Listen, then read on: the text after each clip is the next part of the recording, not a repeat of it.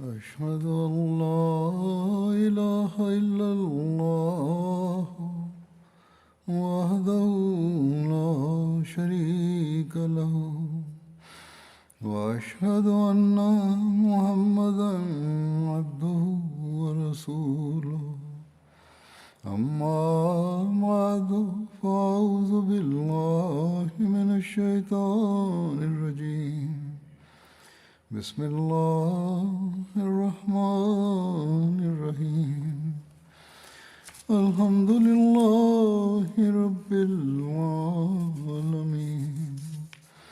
الرحمن الرحيم مالك يوم الدين إياك نعبد وإياك نستعين اهدنا الصراط المستقيم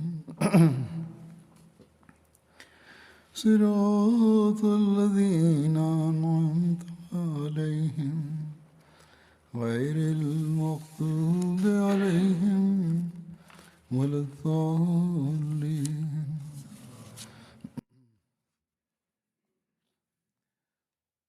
İki gün önce 23 günüydü. Bugün cemaat içinde Yevm-i Mesih-i Maud olarak tanınmaktadır. Bugün Hz. Mesih Maud Aleyhisselatü Vesselam ilk biat aldıydı.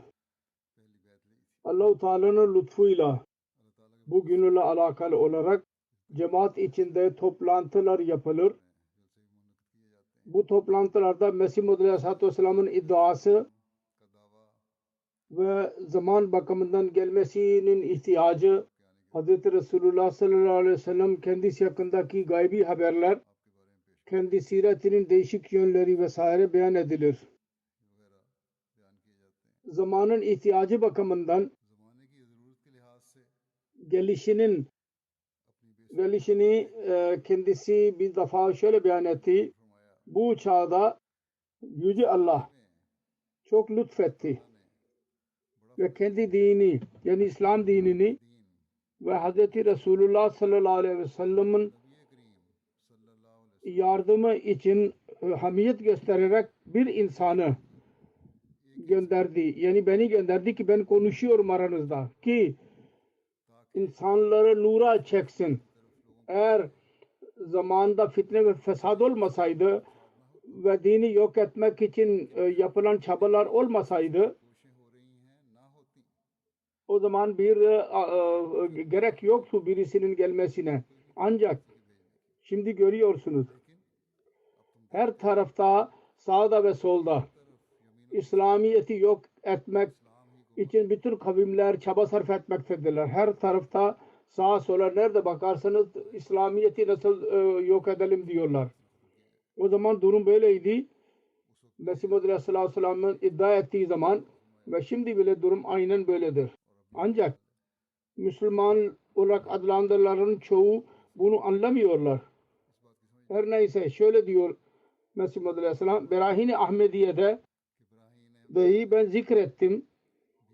İslamiyet aleyhinde 600 milyon kitaplar yazılmıştır. Çok tuhaftır. Hindistan'ın Müslümanların sayısı 600 bin idi. Mesih Maud Aleyhisselam'ın buyurduğu zaman ve 60 milyon ve İslamiyet aleyhinde yazılan kitapların durum bir böyle aynen böyleydi. Eğer bu kitaplar terk edilirse yine de muhalifler her Müslüman için bir kitabı vermişlerdir zaten. Eğer Allah-u Teala'nın coşku halinde olmasaydı inna lahu lahafizun verdiği söz doğru olmasaydı şüphesiz bilin ki İslam bugün dünyadan yok olurdu ve onun izi bile yok olurdu. Fakat hayır, asla böyle olamaz. Yüce Allah'ın gizli eli onu korumaktadır. 600 milyon değil 60 milyon Müslümanlar vardı Hindistan'da.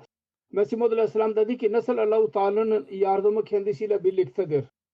Nasıl Allah-u Teala'nın Kur'an-ı Kerim'de beyan ettiği gaybi haberler kendi hakkında tamamlanmaktadır.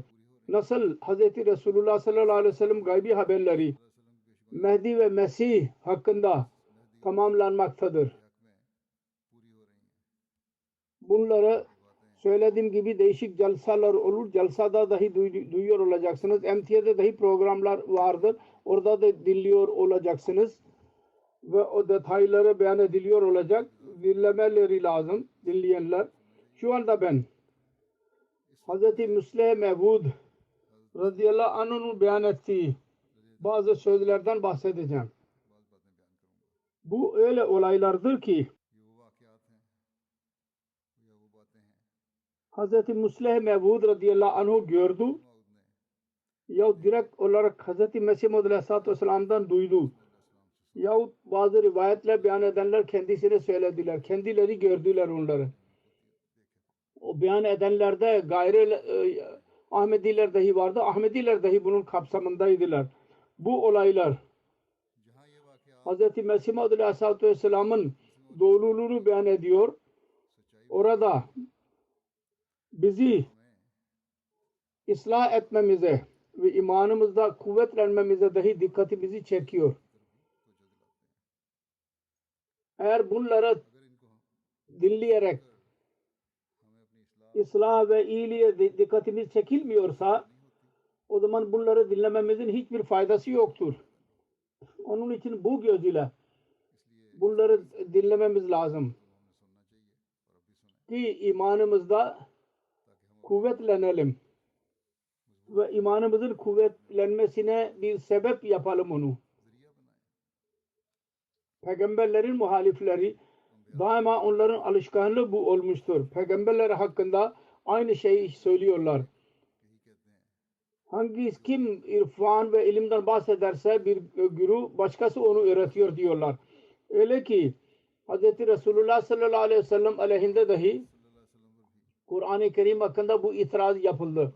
El-İyâzu billah kendisine birisi anlatıyordu. Halbuki bu öyle bir duadır ki onun bir örneği ileri sürülemez. Allah-u Teala'nın meydan okumasıdır. Her neyse Hz. Mesih Maud aleyhissalatü vesselam ile alakalı olarak ben ediyorum. Berahin-i Ahmediye kendisi yazdı ve başlangıçta beyan etti. Bu kadar sayıda ben yazacağım. Ancak ondan sonra mem oluşu makamını Allah-u Teala kendisine verdi. O zaman dedi ki bunları Allah-u Teala kendi eline almıştır bu işi. Ve duruma göre öğrettiği konuları ben beyan etmeye devam edeceğim. Muhalifler itiraz ettiler. Birisi yazıp kendisine veriyordu. Ve kendisi beyan ediyordu. Hz. Müslim Mevud radıyallahu anh bu konuda yazmıştır. Beyan ettiği bir konuşmada o devirde bir gazete vardı Zimidar ve İhsan başka bir gazete vardı. Bu muhalif gazeteler şunu dahi yazıyorlar. Bir Molvi Çırağıddin Hyderabadlı vardı. O Hz. Mesih Aleyhisselam'ın bu konuyla makaleler yazarak gönderiyordu. Kendisi Berahin-i Ahmediye'de onları kapsama alıyordu. Onların makalelerini gönderme silsilesi cari etti. Kendisi bu kitabı yazmaya devam etti. Ancak o makaleler göndermeye durdurdu. Göndermeyi kendi kitabı dahi sona ermiş oldu. Müslim Maud radıyallahu anh diyor ki biz anlayamıyoruz. Molvi Çırağ Ali Bey'e ne oldu? İnsanlar diyorlar ki o yazıp veriyordu. Ne oldu ona? İyi bir okta aklına geliyorsa onu Mesih Maud aleyhissalatü vesselam'a gönderiyordu. Ve oradan buradan alelade konuları kendisi saklıyordu. Eğer Molvi Çırağ Ali bir yazar ise Berahin-i Ahmediye'ne mukabil onun kitaplarına bakalım. Onun bazı kitapları vardır. Onlara bakın. Berahin-i Ahmediye mukabil. arada bir nispet bulunuyor mu aralarında? Brahini Ahmediye nerede ve onların yazıları nerede? Sonra sebep nedir? Ki diğerlere öyle bir makale versin ki onun bir naziri bile bulunmasın. Ve kendi adına bir makale yayınlarsa onda o renk doğmasın. İlk olarak onun ne gereği vardı? Ki Mesih Muhammed Aleyhisselatü Vesselam'a yazıp göndersin. Ve eğer gönderiyor olsaydı iyi kendisini saklardı ve sıradan şeyleri başkasına verirdi. Zevk bir şairdir Hindistan'da meşhur. Onun hakkında herkes bilir. O Zafer Ali Şah Kral'a nazımlar yazıp veriyordu, şiirler. Divane Zafer ve Divane Zevk her ikisi vardır bugünlerde. Onlara bakarak biz görebiliriz açık olarak. Zevk'in kelamındaki akıcılık, fesat ve belagat Zafer'in kelamında yoktur. Bundan anlaşılıyor ki eğer o Zafer'e bir şey veriyor idiyse de kendisinden kalmış olanı veriyordu, üst olanı vermiyordu. Halbuki padişah Zafer idi. Kısacası her az akla sahip olan insan bile düşünebilir. Eğer Mevlevi Çırağ Ali Bey Hz. Mesih Maud Aleyhisselatü Vesselam'a konu makaleler gönderiyor idiyse marifetin iyi noktalarını kendisine saklaması lazımdı ve küçük şeyleri Mesih Maud Aleyhisselatü Vesselam'a göndermesi lazım idi. Mevlevi Çırağ Ali'nin kitapları vardır ve Mesih Maud Aleyhisselatü Vesselam'ın eserleri dahi vardır. Onları birbirleriyle karşılaştırın. Onlarda bir nispet bile yoktur. Mevlevi Çırağ Ali Bey kendi kitaplarında yalnız Kitab-ı Mukaddes'in, Bible'ın referanslarını toplamıştır. Mesih Muhammed Aleyhisselatü Vesselam Kur'an-ı Kerim'in öyle marifetle beyan etmiştir ki 1300 senede birisi onları yazmamıştır ve bu mariflerin %1 hatta 1000'de 1 bile onların kitabında yoktur.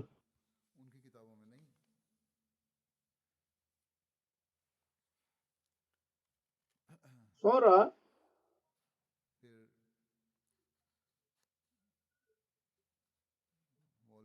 Mollalar gürültü yapıyorlar Mesih Muhammed Aleyhisselatü Vesselam aleyhinde.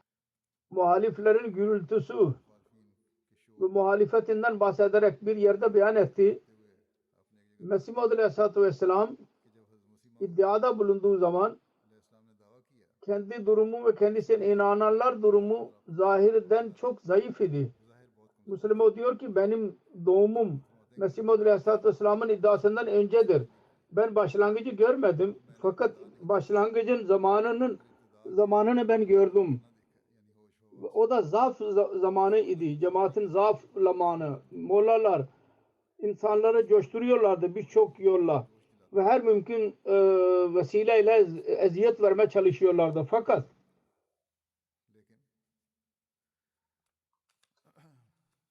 asla bir mani çıkaramadılar. Allah-u Teala'nın işleri tamamlanmaya devam etti. Sonra bu muhalefet oldu ya, bunun hakkında Hz. Mesih Maud Aleyhisselatü Vesselam'ın tepkisi ne olurdu? Hz. Müslim Mevud diyor ki ben Hz. Mesih Maud Aleyhisselatü Vesselam'dan birçok defa duydum. İnsanlar küfür ediyorlar. Ben kötü görüyorum onları. Niye kendi akıbetlerini bozuyorlar bize küfür ederek? Eğer küfür etmezlerse yine biz eziyet görüyoruz. Çünkü muhalefet olmadan cemaat ilerleyemez. Küfür ediyorlar, cemaat eziyet görüyor. Diyor ki Müslüman diyordu ki Mesih Maud Aleyhisselam diyor ki biz lezzet alıyoruz. İnsanların küfürlerine aldırış etmemek lazım. Sonra Pencapça'da bir darbul mesel beyan etti, bir deyim. Mesih Maud Aleyhisselatü Vesselam beyan ediyordu. Deve bağırırken üzerine yükleniyor. Bağırıyor, çağırıyor. Deve fakat onun sahibi yine onun üzerine malzemeyi koyuyor. Aynı şekilde insanlar ne derlerse desinler Mesih Maud Aleyhisselatü Vesselam nasihat etti. Siz saygıyla davranın, Allah-u Teala lütfedecek. Bunlardan kabul edenler çıkacaklar. Bu muhalefetle alakalı olarak bir yerde şöyle diyor. Hz. Mesih Maud Aleyhisselatü Vesselam iddiada bulunduğu zaman kendisine inananlar yalnız birkaç kişiydi. Fakat ondan sonra Atem ile mukabelesi oldu. İnsanlar üzerinde bir bela, iptiladan geçtiler ve zahiri bakımından gaybi haberin tamamlanmadığını gördüler. Sonra Lekram ile mukabele yaptılar ve o da gaybi haberi tamamlandı. Fakat Hindular kendisi aleyhinde coşku gösterdiler ve onlar kendisine muhalefet etmeye başladılar. Aynı şekilde Mevlevi Muhammed Hüseyin Batalevi'nin konusunda dedi ki cemaat bir belaya girdi. Sonra Doktor Abdüllatif'in murtad olduğu konusu da cemaat bir iptiladan geçti. Kısacası öyle zorluklar ortaya çıktı ki görenler dediler ki şimdi bunlar bitecekler. Fakat Allah-u Teala bütün bu fitneleri yok etti. Ve bu fitne cemaati yok edeceklerine, cemaatin ilerlemesine ve onuruna sebep oldular. Aynı şekilde şimdi oluyor. Hz. Müslim diyor ki siz bakın. Müslim zamanında bir gürültü çıktıydı. Nasıl cemaat aleyhinde gürültü çıktı. Fesatlar oldu. Ve nasıl insanlar anladılar ki şimdi Ahmediye cemaati yok olacak. Onlar her sefer yok olacaklarına cemaat Allah-u Teala'nın lütfuyla daha da ilerledi. Eskisinden daha fazla. Bu cemaatin tarihidir ve ilahi cemaatin tarihleri aynen böyle olur. Bu muhalefet yolu devam eder. Şimdi bile aynen böyledir. Ve bu muhalefetlerden geçerek cemaat ilerlemeye devam ediyor. Ve şimdi bile devam edecek ilerlemeye ve devam ediyordu da muhalefet çok çaba sarf ediyorlar. Münafıklar çaba sarf ediyorlar. Fakat Allah-u Teala kendi işini tamamlıyor. Vaat ettiği sözleri mutlaka tamamlayacaktır inşallah. Muhalefetle alakalı olarak bir konuşmada şöyle dedi. Bunun bir yolu şudur ki insanlar arasında muhalefet olur. Ve muhalefet yüzünden bizim sözlerimize dikkat etmezler. Onlar kalbinde öfke doğar. Bu bizim için kötü olur. Fakat bir şekil şu olur ki birisi muhalefet sözünü dinlediği zaman araştırır. Bunlar öyle pis insanlar mıdır? Ben de gidip bir bakayım. Ve o baktığı zaman hayret içinde kalır. Bana söylenen konular bambaşkaydı. Muhalefetlerin söylediği bambaşkaydı ve bunlar söyledikleri bambaşkadır Ahmedilerin. Ve o hidayeti kabul eder. Müslüman diyor ki ben hatırlıyorum. Ben küçük idim. Hz. Mesih Maud Aleyhisselatü Vesselam camideydi. Meclis devam ediyordu. Adamın birisi Rampur'dan geldi. Lucknow ve onun yanında bir yerden idi aslında. Fakat Rampur'a daha sonra yaklaştı. Kısa boylu ince birisiydi. Edip ve şair idi. Urdu sözlüklerinin sözlük yazması için Nawab Rampur ona görevlendirdi. Deyimlerin sözlüğü. Meclise geldi ve dedi ki ben Rampur'dan geldim ve Nawab'ın sarayında çalışıyorum. Hz. Mesih Maud Aleyhisselatü Vesselam sordu. Buraya nasıl geldiniz? Dedi ki ben biat etmek için geldim. Hz. Mesih Maud Aleyhisselam dedi ki o da Barampur tarafından bizim cemaatimizin insanları çok azdır ve tebliğ çok azdır. Siz nasıl buraya geldi? Kim teşvik etti sizi? Bu kelimeler benim kulağımdadır hala. Ben hala onları unutamadım. Halbuki benim yazım o zaman 16 yaşındaydım ben. Buna cevaben hemen dedi ki buraya gelmemin teşviki Mevlevi Sanavullah bana yaptı. Ben Müslüman diyor ki ben yaşım bakımından anlayamamış olurum. Fakat Mesih Maud Aleyhisselatü Vesselam güldü onun cevabını dinleyerek ve dedi ki o nasıl? Dedi ki Mevlevi Sanavullah Bey'in kitapları Nawab Bey'in sarayına geldi. Nawab Bey dahi onları okuyordu ve bana dahi okumamı söylendi. Ben dedim ki bunların yazdığı referanslara bir bakayım. Mirza Bey'in kitaplarını açıp bakayım. Referanslar nelerdir? Aklıma şu geldi ki böylece Ahmedi aleyhinde güzel malzeme elime geçecek. Fakat ben referansları okumaya başladığım zaman onların konusu bambaşkaydı. Bundan daha fazla benim dikkatimi çekti ve dedi ki birkaç sayfa daha okuyayım önden ve arkadan. Onları okuduğum zaman öğrendim ki Resulullah sallallahu aleyhi ve sellem'in şanı ve onuru ve yüceliği Mirza Bey nasıl beyan ediyorsa bunların kalbinde o yoktur. Sonra dedi ki Farsçayı ya ben zevk duyuyordum. Farsça bir Durre Semin alime geçti. Mesih Muhammed Aleyhisselatü Vesselam'ın kelamı, onu okumaya başladım. Onu okuduktan sonra kalbim tamam temizlendi ve dedim ki gidip biyet etmem lazım. Demek ki muhalefet nerede fesat veriyorsa, çıkarıyorsa orada faydası da oldu. Her ikisini göz önünde bulundurarak bizim dahi tebliğimiz için çaba sarf etmemiz lazım. Hikmet polisi yapmamız lazım. Hikmet planı çizmemiz lazım. Muhalefet eğer olmazsa bir peygambere o perişan olur. Muhalefet ilerlemenin vasıtasıdır. Mesih Muhammed Aleyhisselatü Vesselam'ın buyurduğu gibi. Bu konuyu beyan ederek bir yerde Mesih Muhammed Aleyhisselatü Vesselam şöyle diyor. Mısri hükümet Müslüman diyor. Mısri hükümet çok meşhur idi ve onun padişahının gücü vardı. Nazlanıyordu kutuyla Firavun zamanında. Öyle padişaha mukabil Hz. Musa Aleyhisselatü Vesselam'ın bir haysiyeti yoktu.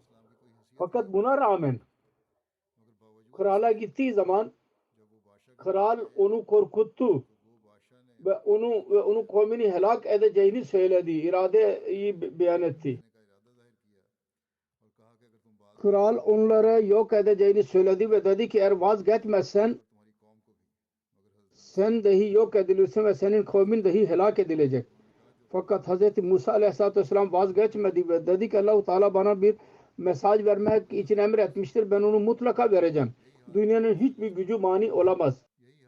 Hz. İsa Aleyhisselatü Vesselam'ın durumunda aynen böyledir ve Muhammed sallallahu aleyhi ve sellem'in durumunda aynen böyledir. Ve Hz. Müslüman diyor ki biz Mesih Aleyhisselatü Vesselam'ın durumunda aynen böyle gördük. Bütün kavimler kendisine muhalif idiler. Hükümet dahi bir manada muhalif idi. Şimdi aynen bu durum kalmadı fakat kavimler kendisine muhalif idi. Bütün dillere inananlar kendisine muhalif idiler. Mollalar muhalif idiler. Pirler, takkede bulunanlar, şeyhler kendisine muhalif idiler. Amme insanlar muhalif idiler. Amme ve zenginler dahi kendisine muhalif idiler. Dört tarafta tufan vardı muhalefetin.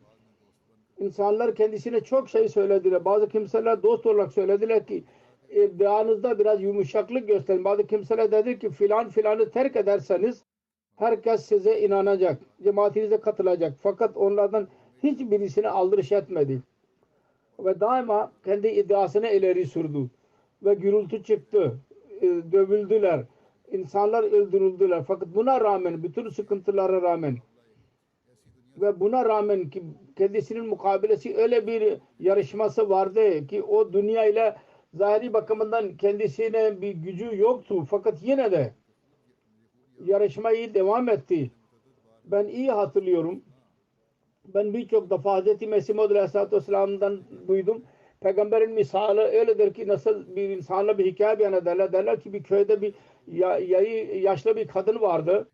Dışarı çıkarsa meczup birisiydi. Orada küçük çocuklar onu rahatsız ederlerdi. Onunla alay ederlerdi. Onu rahatsız ederlerdi ve onu sık sık hissederlerdi. O da onlara küfür ederdi ve bedduada bulunurdu. Sonunda bir gün köydekiler dediler ki bu kadın mazlumdur. Bizim çocuklar boşu boşuna onu rahatsız ediyorlar. Mazlum durumunda biz onlara kötü beddua yapıyor. Belki o dualar kabul olacak. Onun için çocuklarımıza mani olmamız lazım. Ne ona rahatsız etsin ve ne de bu beddua etsin. Bu fikirden sonra dediler ki çocuklarımıza mani olacağız. Evlerinde bulunduracağız. Dışarı çıkmasınlar. Ertesi gün herkes oğlunu dedi ki bugünden sen dışarı çıkmayacaksın. Ve dikkatli olarak dışarıda kapıyı kapattılar. Süngülediler. O kadın dışarı çıktı. Sokaklarda dolaştı. Bir sokak, ikinci sokak. Fakat hiçbir genci göremedi.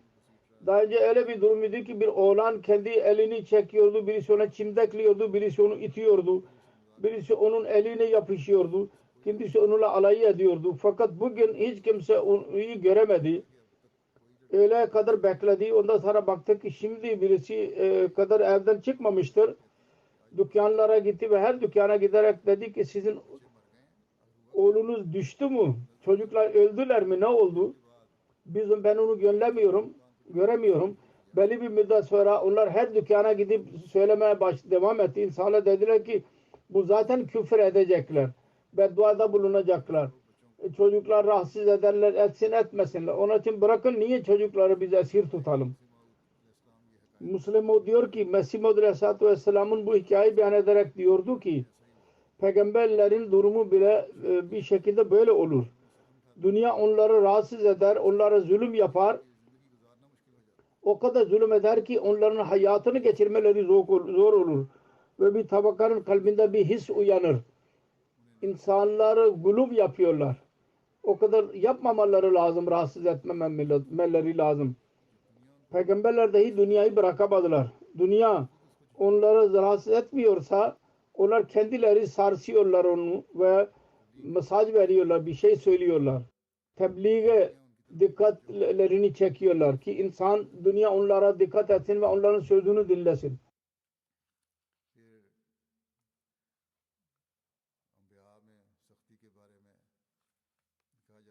Peygamberlerin Allah hakkında deniyor ki niye peygamberler sert davranıyorlar? Bu konuda dahi Müslim Maud beyan etti. Peygamberlerin sertliği kendi zatı için olmuyor. Allah-u Teala'nın makamını mı için oluyor, gösteriyorlar, hamiyet gösteriyorlar. Kendi kişiliği için kibar olurlar, aciz olurlar. Bu konuda Hz. Mesih Maud Aleyhisselatü Vesselam'ın bir olayından bahsediyor.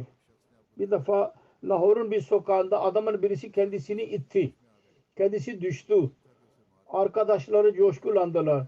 Belki onu döveceklerdi. Fakat dedi ki o kendi coşkusuyla doğruluğu himaye etmek için böyle yaptı. Öyle düşündü mollaların sözlerini dinleyerek. Mirza Bey yalancıdır ve ben onun intikamını alayım. O doğruluk yüzünden böyle yapmıştır. Ona bir şey söylemeyin. Peygamberler kendi nefsleri için konuşmadılar. Allah-u Teala'nın onuru için konuşurlar. Onlar demezler ki Allah-u Teala peygamberi böyle yapıyor. Eğer sert davranırsa. Onlarda ve genel insanda çok fark olur. Onlar Allah için yaparlar ve genel insanlar kendileri için yaparlar. Onun için eğer bir adamın hissi da uyanırsa nasihat ediyor. Ben gerçekten zayıfım. Öyle bir insan asla sapamaz. Kendi zaafına bakacak. Allah-u Teala'dan yardım dileyecek. İnsan o zaman sapar. Ne zaman ki kesin bilir ki ben haklıyım. Ve sonra kibir doğar kendisinde. Onun için peygamberlerin örneğini görerek daima aciz olmamız lazım. Ve günahtan korunmanın yolu da budur. Bu konuda Hz. Mesih Maud Aleyhisselatü Vesselam'ın bir referansı var. Mesih Maud Aleyhisselatü Vesselam Hz. Muaviye'nin namaz olayından bahsediyordu. Bir defa sabah namazı kaza oldu. Fakat bu hata yüzünden yere düşmedi. İlerledi. Şeytan ona musallat olamadı. Allah'a yaklaşmaya çalıştı. Kısacası günahın hissine girenler günahdan korunur. Ve günahın hissi kalmazsa insan masiyete girer. Onun için mümin Ehdina sıratal müstakim üzerinde düşünmesi lazım. Ve bilmesi lazım ki tehlikelerden korunamamıştır. Yalnız o zaman korunacak. Ne zaman ki Allah-u Teala'nın sesi ona desin. Onun için insan kendi nefsinin zaafını muhasebe etmesi lazım. Öyle bir insan için maneviyatın, ruhaniyetin kapıları açılır. Kendisini muhasebe eden. Kendisi böyle yapmıyorsa onun için ruhaniyetin kapıları kapanır. Ve böyle insan daha sonra sapar doğru yoldan. Bir yerde Müslim diyor ki çaba sarf etmeden Dünya olsun, din olsun, insan dünyada dinde onura sahip olamaz. Mesih Muhammed Aleyhisselatü Vesselam diyordu ki bizim zamanımızda Allah-u Teala bizim onur bizim elimize vermiştir. Şimdi onurlu olanlar ya bize tabi olacaklar yahut bizim muhaliflerimiz olacaklardır. Onura girenleri bakın yahut öyle kimseler bana inananlar onurlu olacaklar yahut muhalif olanlar onura sahip olacaklardır. Din bakımından kendilerini diyenler. Diyordu ki Mesih Muhammed Aleyhisselatü Vesselam diyor ki Mevlevi Sanaullah'a bakın. Çok büyük bir molla değil. Ona benzer binlerce molla Pencab ve Hindistan'da vardır. Onun bir onuru var ki bizim muhalefetimiz yüzünden meşhur olmuştur. Onu kabul etsin yahut etmesin. Fakat gerçek şudur ki bugün bizim muhalefetimizde onur vardır. Yahut bizim yardımımızda hürmet vardır. Asıl merkezi vücut bizimdir. Muhalifler eğer onur elde ediyorlarsa bizim yüzümüzden alıyorlar. Onun için bugün bile dahi aynısını görüyoruz. Eğer mollalar bir izzete sahip iseler Ahmediye'nin muhalefeti yüzündendir. Ve şimdi politikacılar dahi bazı zamanlarda Pakistan'da Ahmediye'nin cemaatinin muhalefeti yüzünden siyaset yapıyorlar. Ki onların sandalyesi, onu koltuğu devam etsin. Hz. Mesih Maud Aleyhisselatü Vesselam aleyhinde planlar yapıldı, antrikalar ondan bahsederek. Hz. Müslim Maud radıyallahu anh diyor ki Hz. Mesih Maud Aleyhisselatü Vesselam aleyhinde dahi antrikalar yapıldı. Adam öldürme duruşmaları açıldı. Fakat Allah-u Teala daima muhalifleri namurad kıldı. Aynı şekilde bir katil duruşmasında Mevli Muhammed Hüseyin Batalevi Mesih Maud Aleyhisselatü Vesselam aleyhinde adalete tanıklık yapmak için geldi ve şu ümitle geldi ki eğer onun elinde paranga olmazsa olacak ve belki orada düşük olacak mahkemede. Fakat İngiliz hakimin önünde duruşma vardı. Bizim cemaatimize muhalif bile idi. Oraya görevlendirilmez dedi ki bu zat Yesu Mesih'e küçük düşürüyor. Diyor ki öldü diyor. Şimdiye kadar korunmuştur. Ona niye ceza verilmiyor? Ben şimdi ceza vereceğim ona. Fakat Mesih Maud Aleyhisselatü Vesselam önüne çıktı. Allah-u Teala öyle tasarruf yaptı ki kendi yüzünü görür görmez onun kini yok oldu. Ve Mesih Maud Aleyhisselatü Vesselam'ın oturması için bir koltuk verdi. Hz. Mesih Maud Aleyhisselatü Vesselam oturdu. Mevli Muhammed Hüseyin Batalevi geldiydi. Kendisini küçük görmek için. O da gördü ki kendisi koltuk üzerindedir. Tahammül edemedi. Kaptana dedi hakime bana bir koltuk verin. Düşündü ki Mevli Muhammed Hüseyin suçlu için bir koltuk vardır. Tanık için niye olmasın? Kaptan Douglas bunu dinlediği zaman hemen öfkelendi. Ve öfkelenerek dedi ki sana koltuk veremeyiz. Mevli Muhammed Hüseyin dedi ki bana babama sandalye veriliyordu. Bana dahi sandalye verin. Ben el hadisin avukatıyım. Ve benim hakkımdır ki bana koltuk verilsin. O zaman Kaptan Douglas dedi ki abuk sabuk konuşma ve geri çekil ve doğru dürüst ayakta dur. Sonra Mesih Maud Aleyhisselatü Vesselam'a küçük geleceğine Allah-u Teala kendisini küçük düşürdü. Sonra bu odanın içindeki olayıdır. Molla Bey dışarı çıktı insanları göstermek için ki orada sandalye almıştır. Orada dışarıda bir sandalye vardı orada oturdu. Fakat hizmetçiler efendilerini yaptıklarını ne görüyorlarsa aynısını yapıyorlar. Kapıcı gördü ki orada sandalye bulamadı. Şimdi sandalye oturuyor. Düşündü ki eğer efendi görürse bana öfkelenecek. Hemen koşa koşa geldik ve dedi ki burada oturmanız hakkı yoktur. Kalkın oradan. Böylece insanlar gördüler ki Molla Bey'in medalet adliyede ne kadar onur vardır. Molla Bey öfkelenerek ilerledi. Adamın birisinin bir çarşafı vardı yerde. Onun üzerinde oturdu. Tesadüfen çarşaf sahibi hemen geldi. Ve dedi ki benim çarşafımı bırak. Bu senin oturmanla pis oluyor. Çünkü sen bir Müslümanın elinde Hristiyanlar tarafından tanıklık yapmaya için geldiydin. Bakın Allah-u Teala tarafından yardım geliyorsa Hiç kimse ona mani olamaz. Emniyet müdürleri, görevlileri en büyük adama bile güvenilir olmaz. Fakat insan bir saniyede yoldan saptırabilir.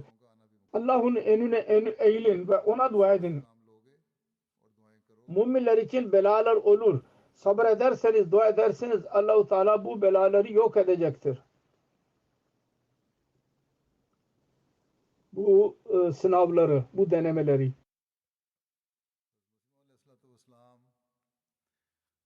Hz. Mesih Maud Aleyhisselatü Vesselam ve Hristiyanlar arasında bir mübahasa olduydu. Dini bir tartışma. Onun detayları beyan edildi. Hz. Mesih Maud Aleyhisselatü Vesselam'ın kitaplarında Cengi Mukaddes, Kutsal Savaş adı altında vardır. Bu mübahiseden bahsederek Hz. Müslim Mevud bir yerde şöyle buyurdu hutbesinde. Birinci Halife Mevlana Nuruddin radıyallahu anh beyan ediyordu. Atımın mübahasasında biz manzara gördük. Ondan önce bizim aklımız hayret içinde kaldı. Onu görerek. Sonra bizim imanımız göklere kadar çıktı. Diyordu ki birinci halife, Hristiyanlar mübahiseden sıkıldılar. Baktılar ki biz bir planımız yüre girmiyor. Bir Müslümanı ele geçirerek aldatmak için plan yaptılar. Bir körler ve sığırları getirdiler ve tartışmadan önce onları bir tarafa oturttular. Hz. Mesih Maud Aleyhisselatü Vesselam teşrif buyurdu. Hemen onlar körleri ve topalları ve sakatları getirdiler ve dediler ki sözlerle biz karar veremiyoruz. Siz diyorsunuz ki Mesih-i Nasiri, Mesih'im ben. Mesih-i Nasiri insanlara göz veriyordu, kulak veriyordu ve sakatları düzeltiyordu. Mesih-i Nasiri böyle yapıyordu. Biz size sıkıntıdan korumak için birkaç koru ve sağır ve dilsizi çağırdık. Eğer gerçekten Mesih'li Mesih iseniz bunları iyileştirin. Birinci halife diyordu ki biz oradaydık. Bizim kalplerimiz bunun sözünü dinleyerek korktuk. Biz anlıyorduk ki bu böyledir. Temelsiz bunun gerçeği yoktur. Mesih Maud Aleyhisselatü Vesselam'a Hz. Mesih'e inananlar fakat biz korktuk. Bugün bunlar gülecekler ve alay edecekler. Fakat Mesih Maud Aleyhisselatü Vesselam'ın çehresini gördük. Kendi çehresine asla bir korku amaresi bile yoktu. Onlar sözünü bitirdiği zaman Mesih Maud Aleyhisselam dedi ki bakın Papaz Bey benim inandığım Mesih ve onun Mesihli olduğumu iddia ettiğim zaman İslami talimata göre bu gibi körleri iyileştirmiyordu, sakatları. Fakat sizin inancınız budur. Mesih bedensel körleri, bedensel sakatları, topalları vesaire bunları iyileştiriyordu. O zaman sizin kitabınızda yazılıdır. Eğer aranızda zerre kadar imanınız olursa ve dağlara derseniz ki buradan kalkıp oraya gidin, o gidecek. Eğer hastalara dokunursanız onlar iyileşecekler.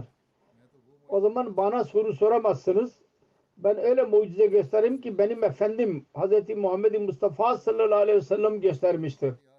Siz öyle mutalibeleri talep ederseniz göstermeye hazırım. Kaldı ki bu gibi mucizeler sizin kitabınız göstermiştir.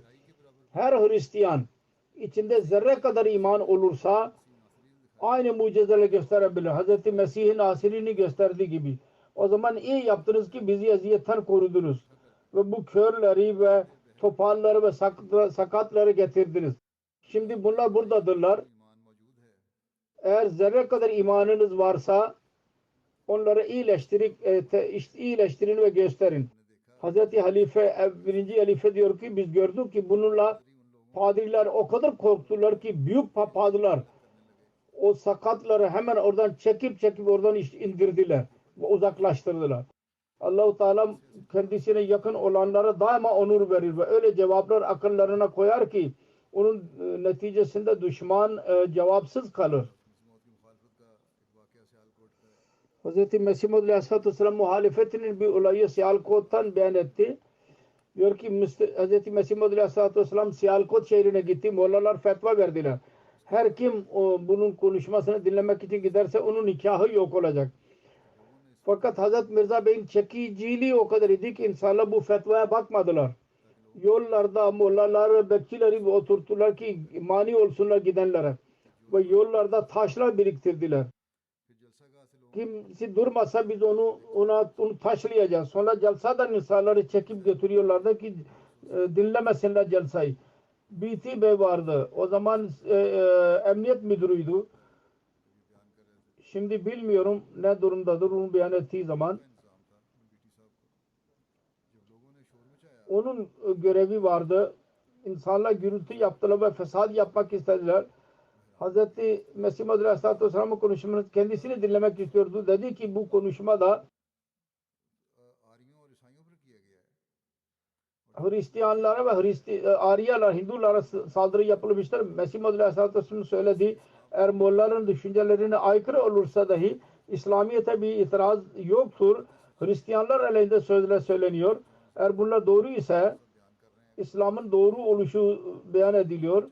Eğer bunlar doğru ise İslam'ın doğru olduğu ispat ediliyor. O zaman niye muhalefet ediyorlar? O görevliydi. Celsada durdu ve dedi ki bunlar diyorlar ki Hristiyanların Allah'ı öldü. Dedi ki evet. Bunun üzerine Müslümanlar muhatap olarak dedi ki siz niye öfkeleniyorsunuz? Kısacası bu da aynısını diyor ki Allah-u Teala'nın Tanrısı öldü. Siz niye öfkeleniyorsunuz? Sizin için bu iyidir. Kısacası onların muamelesi budur bizimle. Muhalefet edenlere. Ve zahirde biz bunu görüyoruz. Onlardan Hariye Hindular gidiyorlarsa bize ne? Fakat asıl şudur ki Müslümanlardan birisi Aryalara giderse fark etmez. Fakat Mirza Bey'in sözünü kimse dinlemesin. Diyor ki asıl şudur ki bu düşünce yanlıştır. Mesih Maud Aleyhisselatü Vesselam bizim etkileniyoruz eğer Mesih Maud Aleyhisselatü Vesselam sonra diyor ki Mesih Maud Aleyhisselatü Vesselam diyordu ey benim kalbim sen bunlara da bak. Onlar sonunda Resulullah sallallahu aleyhi ve sellem'in sevgisini iddia ediyorlar. Benim peygamberimin sevgisini iddia ediyorlar. Onun için bunların dinlerini değiştirmelerinin sancısını biz duyuyoruz. Bir seferde Hz. Mesih Maud Aleyhisselatü Vesselam adamın birisi dedi ki ben sizi çok met ediyorum fakat büyük bir hata yaptınız. Siz biliyorsunuz ki ulemalar birisinin sözünü dinlemiyorlar. Onlar biliyorlar ki eğer kabul edersek bizim için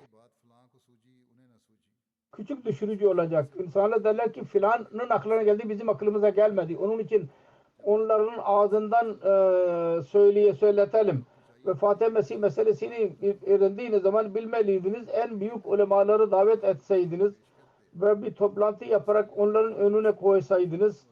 Hristiyanların hayatı Mesih'ten çok yardım görüyorlar ve itiraz ederek İslamiyet'e zarar veriyorlar. Ona diyorlar ki sizin peygamberiniz öldü ve bizim peygamberimizin koruyucusu göktedir. Onun için daha üstündür ve belki Allah'tır. Onun cevabı verilsin. Şöyle soru sormamız lazımdı. O zaman ulema çağırdı. O zaman aynısını derlerdi ki siz buyurun. Mesih Maud Aleyhisselam derdi ki bunun cevabı nedir? Kendisi derdi ki fikir sizinin faydalı olabilir fakat benim düşünceme göre filan ayetten Hz. İsa Aleyhisselatü Vesselam'ın vefatı ispat olabilir. Ulemalar hemen derler ki bu doğrudur. İlan edin biz yardım için hazırız. Yol gösterdi adamın birisi. Mesih Maud Aleyhisselatü Vesselam'a. İnsan mollaları susturmanın. Sonra aynı şekilde bu mesele ileri sürülürdü. Hadislerde Mesih'in tekrar gelişinden bahsedilmiştir. Fakat Mesih vefat etti. Onun anlamı ne olacak? Bir alim sizin hakkında diyecek ki siz Mesih'siniz. Ve bütün ulemalar mühür basacaklardı. Bu fikir dinleyerek Hz. Mesih Maud Aleyhisselam dedi ki eğer benim iddiam insani bir plan olsaydı ben aynısını yapardım. Fakat bu Allah-u Teala'nın buyruğuylaydı. Allah-u Teala nasıl bana anlattı ben aynısını yaptım. Onun için bu firibler ve aldatmacalar insanlar için olur. Dünyanın Allah-u Teala'nın cemaatleri bunlardan korkmazlar. Bu bizim görevimizdir. Allah-u Teala'nın görevidir. Bu mesajı mutlaka ulaştıracak. ay ve güneş tutulması olayı cemaat içinde meşhur bir olayıdır. Bu konuda dahi muhalif mollalar, Gujarat'ta yaşayan birisiydi. Daima insanlara derdi ki Mirza Bey'in iddiası tamamen aldatmacadır. Aldanmayın. Hadislerde apaçık yazılıdır. Medine'nin alameti şudur ki onun zamanında ay ve güneş tutulacaklar Ramazan ayında. Bu gaybi haber tamamlanmadıkça ve ay ve güneş Ramazan'da tutulmadıkça bunun iddiasının doğru olduğunu kabul etmeyin. Bu tesadüfen o daha yaşıyordu ki ay ve tutulma gaybi haberi tamamlandı. Onun komşusu bir Ahmediydi. O dedi, anlattı. Güneş tutulduğu zaman o molla kendi evinin çatısına çıktı ve yürüyordu ve diyordu ki şimdi insanlar sapacaklar. Şimdi insanlar sapacaklar. Sık sık diyordu. Şimdi insanlar sapacaklar. O anlamadı ki gaybi haber tamamlanmıştır. İnsanlar hidayet bulacaklar iman ettikten sonra. Sapmayacaklar. Hristiyan bile inanıyorlardı. Bütün alametler gerçekleşmiştir kitaplarda bulunan. Fakat diğer taraftan Resulullah sallallahu aleyhi ve sellem'in iddiası konuda diyorlardı. O zaman tesadüfen yalancı birisi iddiada bulundu. Müslümanların söylediği gibi alametler tamamlandı. Fakat tesadüf bu ki o zaman yalancı birisi iddiada bulundu. Müslümanların durumu bile aynen böyledir. Fakat tuhaf şudur ki öyle bir tesadüf bir yalancıya nasip oluyor. Yalan doğruya nasip olmuyor mu? Hz. Mesih Maud Aleyhisselatü Vesselam hakkında şöyle diyor. Her kötülük yavaş yavaş doğar. Birdenbire olmaz ki adam geceleyin doğsun ve sabahleyin yalancı olarak insan üzerinde dahi yalan söylemeyen Allah hakkında yalan söylemeye başlasın. Sabahleyin. Bunun hakkında biz Mesih Maud Aleyhisselatü Vesselam'ın hayatını görüyoruz iddiasından önce. Burada Hindistan'a Hristiyanlara sık sık ilan etti. Siz benim eski hayatıma itiraz edebilir misiniz? Fakat hiç kimse cesaret gösteremedi. Kendisinin doğruluğunu kabul etmeye mecbur oldular. Mevli Muhammed Hüseyin Batalevi daha sonra büyük düşman oldu. Kendi risalesinde hayatının temiz oluşunu dair şehadet verdi. Zaferli Han'ın babası kendi gazetesinde kendi ilk hayatı hakkında tanıklık yaptı ki çok temiz bir insandı. Onun için her kim 40 seneye kadar ayıpsız kaldı ve onun hayatı temiz idi. O nasıl bir gecede nereden nereye oldu ve nasıl saptı? Ulemalar kabul ettiler. Psikiyatriler. Her ayıp ve ahlak pislik yavaş yavaş doğar. Birdenbire insanın ahlakında bir değişiklik olmaz. Onun için bakın kendi mazisi nasıl aydındır, ayıpsızdır. Sonra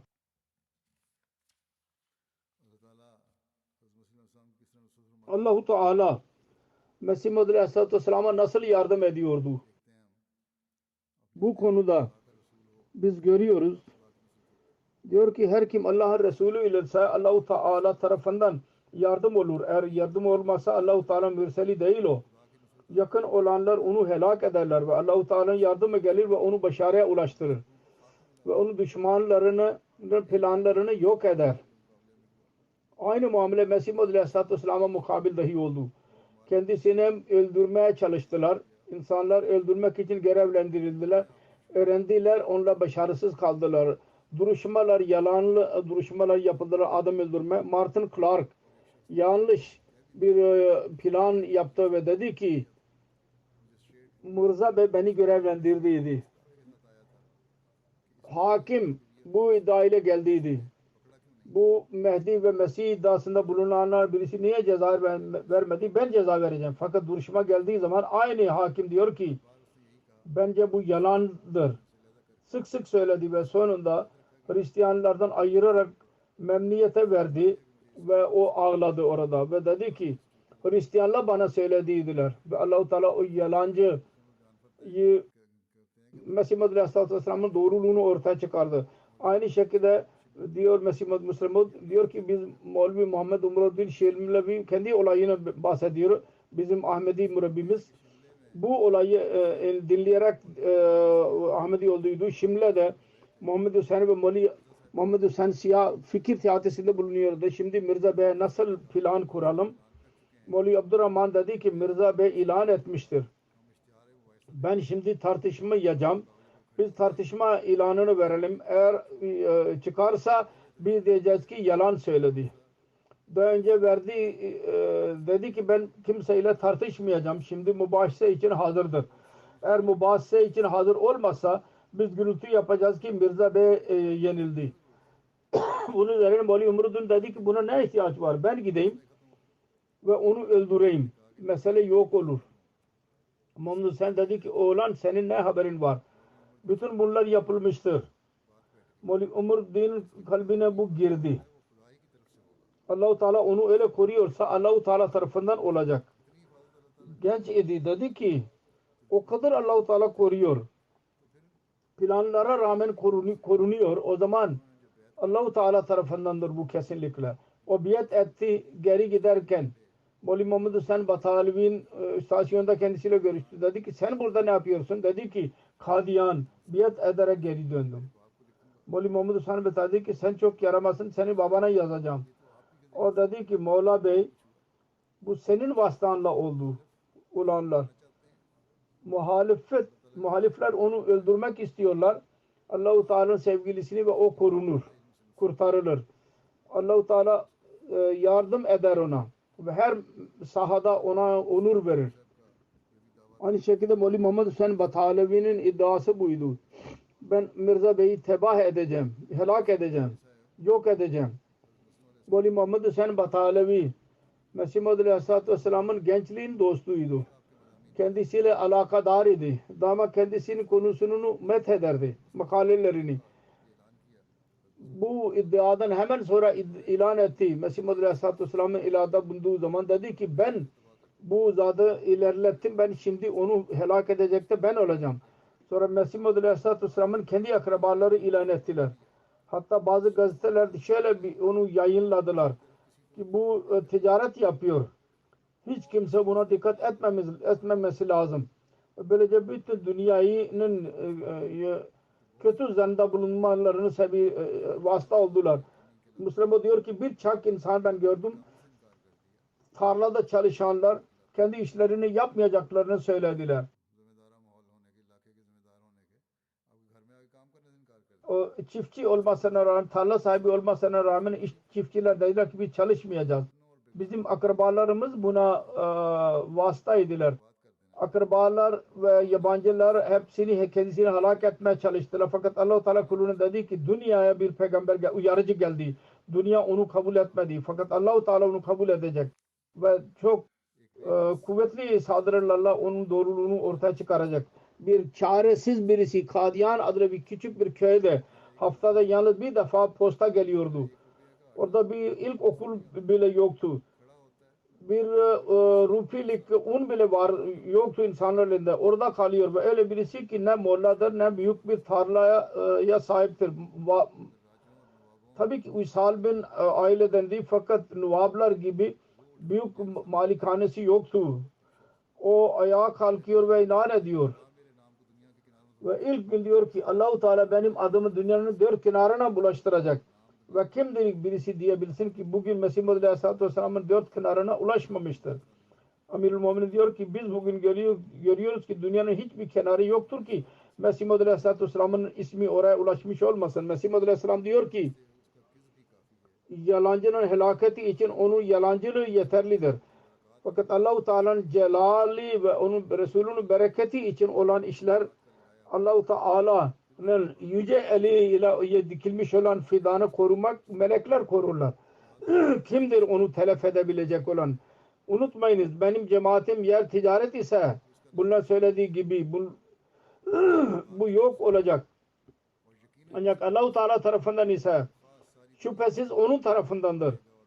İster bütün dünya ona muhalefet ederse ilerleyecek ve çoğalacak ve melekler onu koruyacak inşallah. Eğer adamın birisi benimle birlikte olmazsa ve hiç kimse yardım etmezse yine ben inanırım ki bu cemaat başarılı ulaşacak inşallah. Onun için Allah-u Teala bize güç versin ki biz kendisinin biat edenin biatinin hakkını verelim ve kendi mesajını dünyaya ulaştırarak Allah-u Teala'nın lütuflarına ve mükafatlarına varis olalım. Vefasız olanlardan olmayalım, vefalı olanlardan olalım. Allah-u Teala onu bize nasip etsin. Amin. Bugün ben bir website başlayacağım, ilan edeceğim. Bu da tebliğin bir vasıtası. Dünyanın dört kenarına Mesih Muhammed Aleyhisselatü Vesselam'ın mesajını ulaştırmak için Kurdiş dilindedir bu cemaatin website'i. İslam Ahmediye .krd. Buna Doktor İsmail bakıyor.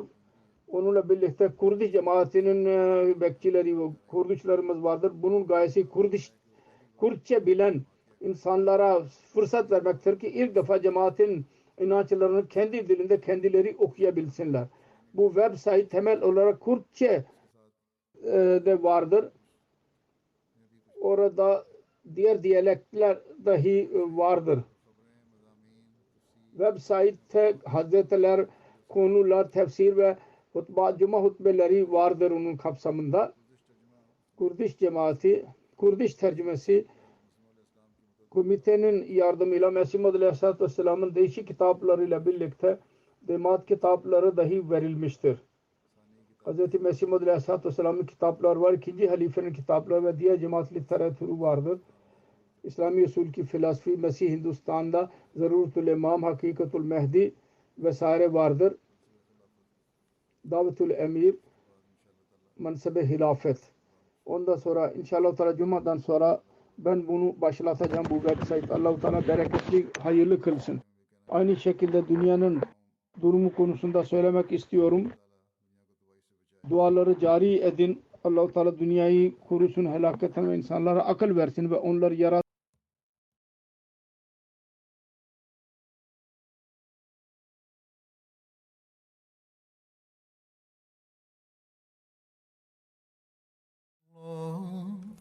الحمد لله نحمده ونستعينه ونستغفره ونؤمن به ونتوكل عليه ونعوذ بالله من شرور أنفسنا ومن سيئات أعمالنا من يهده الله فلا مضل له ومن يضلل فلا هادي له ونشهد أن لا إله إلا الله ونشهد أن محمدا عبده ورسوله عباد الله رحمكم الله إن الله يأمر بالعدل والإحسان وإيتاء ذي القربى وينهى عن الفحشاء والمنكر والبغي يعظكم لعلكم تذكرون اذكروا الله يذكركم وادعوه يستجب لكم ولذكر الله أكبر